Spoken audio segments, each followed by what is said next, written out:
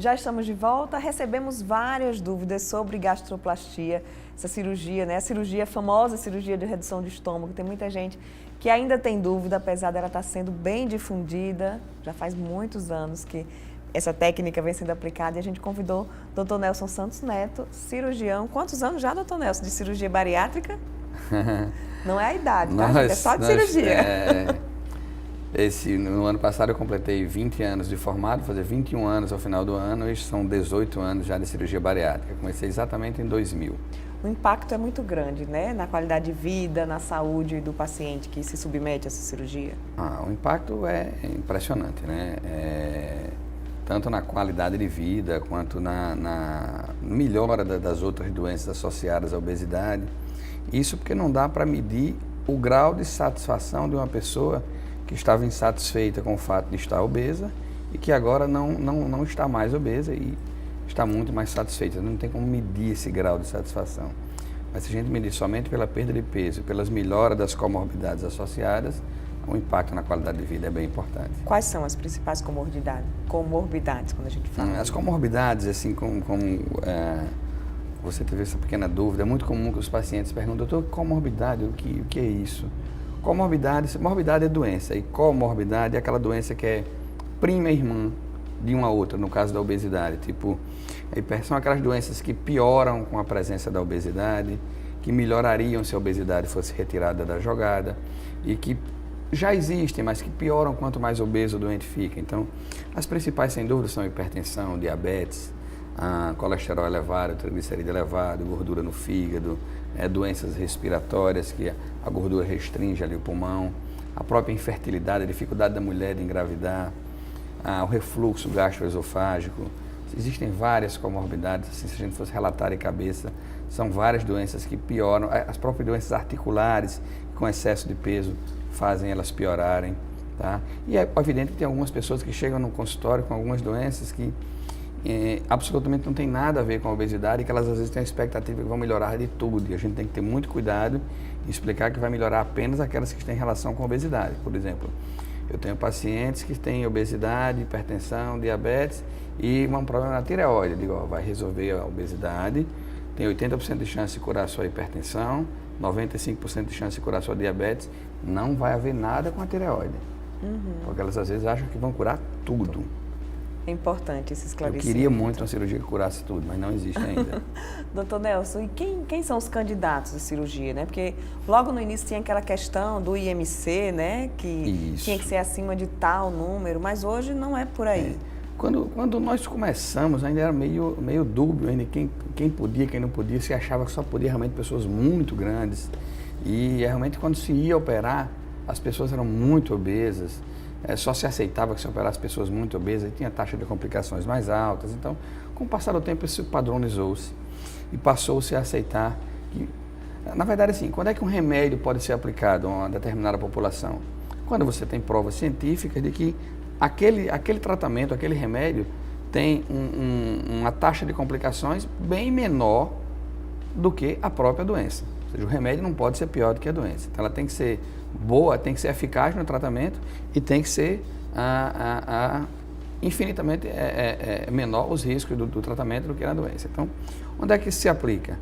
Se aplica sempre naquele paciente que tem acima de 40 quilos por metro quadrado, desde que esteja obeso já há mais de 2 anos, se não tem, dificilmente ele já esteja tratando clinicamente com nutricionista, com endócrino, e não esteja vendo resultado. Desde que ele esteja tentando também, não esteja tendo resultado.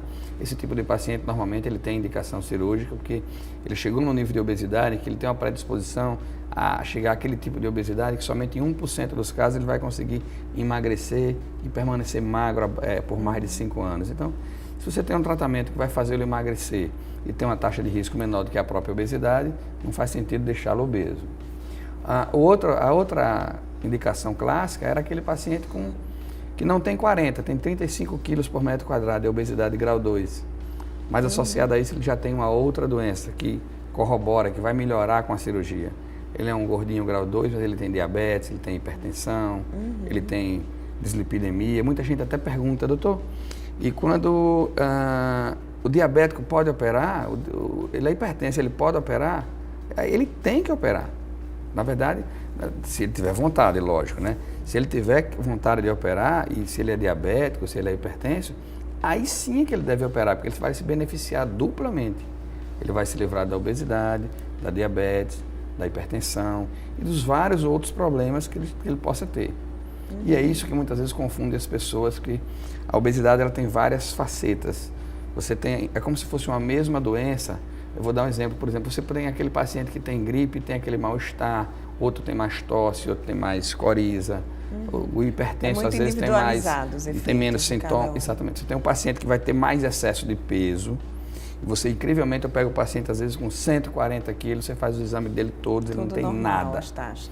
E eu pego um paciente com obesidade grau 2, ele tem diabetes, ele é insulina dependente, ele é hipertenso. Então, assim, é como se fosse, na verdade, uma mesma doença e que numa pessoa se apresentasse com a face do excesso de peso. Em outra pessoa apresentasse menos excesso de peso, mas tem mais gordura abdominal e ele tem mais uma diabetes mais pronunciada. Outras pessoas não têm nenhuma taxa sanguínea alterada. Eles confundem muito doença com taxa sanguínea. Doutor, eu não sou doente, minhas taxas são normais. Então, tá tudo mas okay. É hipertenso, dorme com uma maquininha de BiPAP para tratar uma apneia do sono. Então, cada pessoa pode ter uma faceta dessa ligada à obesidade. Então, quando você tem obesidade grau 2 e tem uma outra doença ligada à obesidade, continua-se ainda com a mesma indicação de tratamento cirúrgico da obesidade.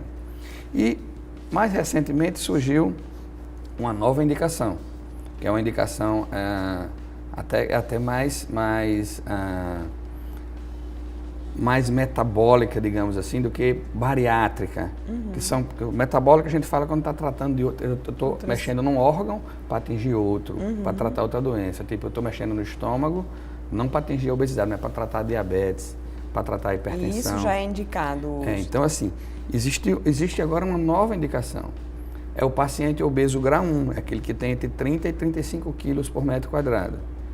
Tá? É um obeso grau 1, não é tão gordo, mas ele necessariamente ele precisa comprovar através de exame e laudo médico. E esse laudo médico tem que comprovar, por exemplo, ele é diabético, ele tem que trazer um laudo do especialista que o acompanha, dizendo que ele tem uma diabetes grave. Obrigatoriamente tem que constar a palavra grave, com difícil controle clínico. Então, o que é isso? É aquele paciente que antes queria operar e não podia porque ele não tinha obesidade suficiente. Mas ele nunca ia ter obesidade e diabetes suficiente, porque o quadro dele era tão grave que ele provavelmente morreria se tentasse chegar naquele nível. E ele não conseguia ficar normal. Hoje em dia, se ele tem uma diabetes de difícil controle, uma hipertensão de difícil controle, já operei pacientes, por exemplo, com cirurgias cardíacas, hipertensos graves, diabéticos com apenas um rim, já com sequelas de retina, usando insulina 3, 4 vezes ao dia, mas que não eram tão obesos, mas que o endocrinologista mandar para mim, Nelson, por favor, opera esse paciente que eu venho cuidando dele há algum tempo, está difícil controlar clinicamente e o quadro dele do ponto de vista da diabetes é grave. Então, nesse caso, ele tem a obesidade grau 1 e uma outra doença considerada grave, a gente pode operar. Então, na prática, para se partir para a cirurgia, ou o paciente tem uma obesidade mais extrema, uma obesidade de grau 3 para cima, ou ele tem uma obesidade menor. Mas, aí nesse caso, ele tem que ter mais doença para poder compensar o risco, porque senão não compensa o risco. Esses pacientes que não são tão obesos, eles correm o risco de ficarem muito magros? Ou a cirurgia, você consegue ajustar isso? Isso é uma pergunta extremamente frequente no consultório. Ontem mesmo eu recebi uma paciente que ela era diabética e ela queria perder apenas 10 quilos. E eu disse a ela que eu queria muito mesmo ter uma cirurgia para quem quer perder 10, uma para quem quer perder 15, outra para 20, outra para 25. Nenhuma cirurgia é regulável. Na prática, todas as cirurgias que são feitas para tratar a obesidade, elas ajudam a controlar as doenças associadas. Ajudam a curar o diabetes, a controlar a hipertensão. E todas elas fazem perder peso. Existem algumas técnicas que têm uma tendência a perder menos peso, mas mesmo assim não existe estudo comparativo sério, duplo cego a longo prazo para saber quem perde mais peso, quem perde menos peso. Na prática, o que a gente vê é o seguinte: quem é menos obeso tende a perder um pouco menos de peso, mas vai ficar um pouco mais magro do que aquela pessoa que era muito obeso. É um preço a se pagar. Afinal de contas, essa cirurgia nunca foi criada pensando na estética. Eu até acho que as pessoas pensam nisso, não é nenhum pecado pensar em estética, senão não teria cirurgia plástica, mas a estética chega para nós em milésimo lugar. Primeiro é segurança, segurança, segurança, segurança. E assim, a nossa prioridade é tratar uma doença. Se secundariamente aquela pessoa acabou perdendo peso, esteticamente está se achando mais legal, ela vestia 48, está vestindo 36, mas eu vou estar olhando se ela curou a diabetes, se ela curou a hipertensão, mas se ela está se achando mais legal, ela está se achando esteticamente mais bonita, ótimo, mas a finalidade nunca vai ser essa. E o que eu acho interessante é que para muita gente a cirurgia vira um marco de uma mudança do estilo de vida, né? E aí a pessoa sim passa a ter mais saúde, fica mais bonita, vai para o lado da estética, mas pelos hábitos que ela adotou na vida pós-cirurgia. Isso, é incrivelmente comum. Eu vejo algumas pessoas até às vezes me marcarem em redes sociais. Quando eu olho, elas estão me marcando no aniversário. E eu olho que não é o aniversário delas, elas como se elas marcassem um novo aniversário a partir dali. O aniversário da cirurgia. E essa cliente que eu recebi foi exatamente isso. Ela disse, doutor, eu tentei fazer uma cirurgia para correção de mama, eu achei que se eu reduzisse a mama eu ia ter um estímulo para depois tentar reduzir o resto. Eu falei, não, cirurgia plástica não é cirurgia para reduzir peso, nem cirurgia de obesidade, é cirurgia para tratar estética. Na prática, quando alguém está obeso, tem que tentar tratar a obesidade de tudo quanto é forma, clínica, com endócrino, com nutricionista, se precisar de psicólogo envolve, com um profissional de educação física. Se não resolveu, aí o tratamento é cirúrgico. Resolveu a parte cirúrgica, aí se o paciente desejar, após tratar a obesidade com cirurgia bariátrica, ele vai pensar na cirurgia estética se ele desejar. Quanto tempo depois da cirurgia a gente pode dizer que o peso está estabilizado, aí a pessoa pode recorrer aí à cirurgia plástica, se for necessário? Juliana, isso é uma ótima pergunta, porque é muito comum as pessoas me procurarem e perguntarem assim, doutor, é verdade que depois de operado eu sou obrigado a fazer plástica? Eu digo, não. Depois de operado você ganha a possibilidade de fazer plástica.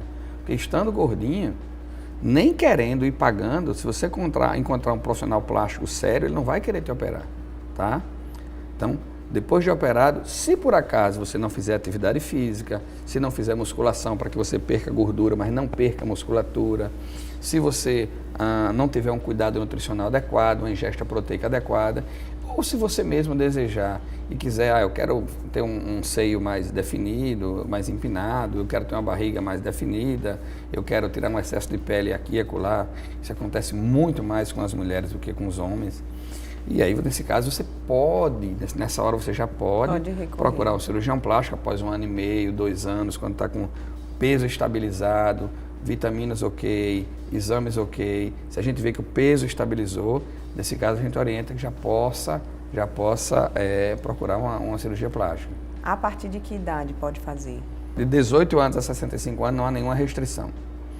Entre 16 e 18 tem que haver uma participação da família no processo, porque trata-se de um adolescente, final de adolescente, uma idade adulto jovem ainda em formação, e toda a família tem que participar do processo de preparação com psicólogo, com nutricionista, para entender o que é que se vai fazer, porque o paciente nessa hora, por mais que ele já se ache completamente autônomo, é importante que a família participe. Já acima de 65 anos, o paciente tem perfeita noção do que ele está fazendo, mas aí nesse caso a gente precisa trazer a família para perto de nós, para explicar que após essa idade, os riscos aumentam. Então, o paciente precisa ter realmente um nível de obesidade e doenças que justifiquem ele submeter uma cirurgia naquela idade, sabendo que os riscos dele são aumentados em relação ao adulto jovem. Sim. Mas a família permitindo e apoiando também, não é proibido. Agora, entre 18 e 65 não há restrição. E de 0 a 16 anos aí, é muito raro ter um caso, porque a maior parte das vezes, somente em síndromes genéticas muito raras, em que o paciente tem uma tendência muito grande à obesidade, e que você pode às vezes tentar intervir para que retarde esse processo, às vezes não é impossível parar, mas isso é muito raro. Eu tenho 18 anos de consultório de obesidade, até hoje vi apenas um caso desse tipo. Ótimo. Doutor Nelson, nosso tempo é curto, daria para a gente passar o programa todo conversando aqui, então já quero até lhe convidar para voltar outras vezes. São muitas dúvidas, é um assunto assim muito importante de ser esclarecido, né? É verdade, é um assunto que nós já conversamos outras vezes, em outros programas, em outras oportunidades, e eu vejo que muita gente ainda tem as mesmas dúvidas ou surgem dúvidas novas, surgem perguntas, surgem respostas novas, a tecnologia evolui, a medicina evolui. E eu quero lhe dizer que estou à disposição. Sempre que você precisar, pode chamar. Muito obrigada, Nós é uma podemos honra lhe conversar. receber aqui. Muito obrigado, eu que agradeço pelo convite. Obrigada. A gente vai para um rápido intervalo. No próximo bloco, se você tem dúvidas sobre nutrição, a gente vai entrevistar a nutricionista Lívia Bertoleza. Já, já.